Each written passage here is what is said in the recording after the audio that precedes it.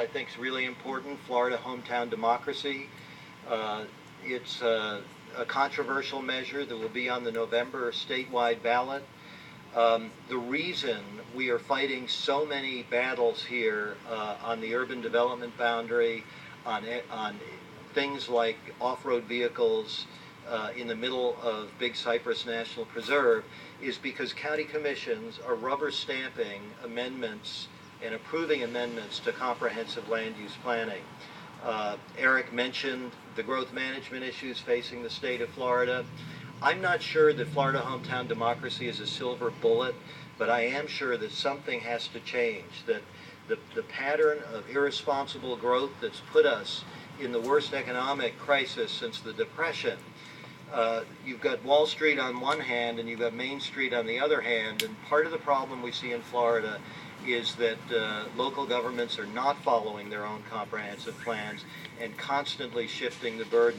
So we think it's time for voters to have a choice, and I hope you give that some consideration. The last point, and just before getting to the last point, if you haven't read Paving Paradise, you have to read that book. It is the best book of 2009.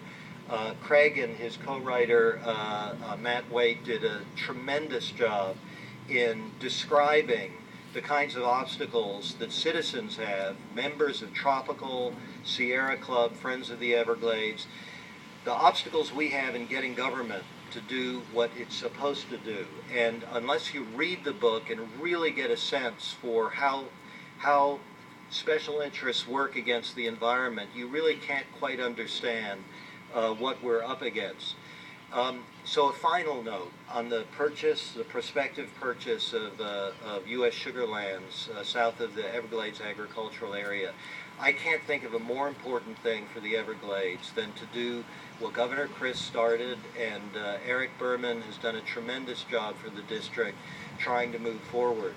I think we are, and I mentioned this to Craig earlier, I think we are in some ways where we were 20 years ago on this issue of what does the Everglades need.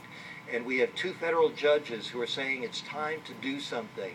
I think what it's time to do is I think we have to expand our vision.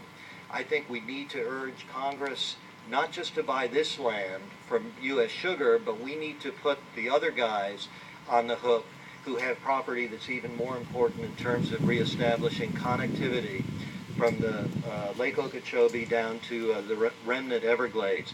And the way to do that is probably going to be through condemnation. And I know no one likes to talk about that, but it's certainly on my radar that it's time for us to start thinking about dreaming big for the Everglades and not waiting another 20 years. Thank you very much for this award, and Laura, thank you. Thanks for all your support, and look forward to working with you for many years to come. Thanks.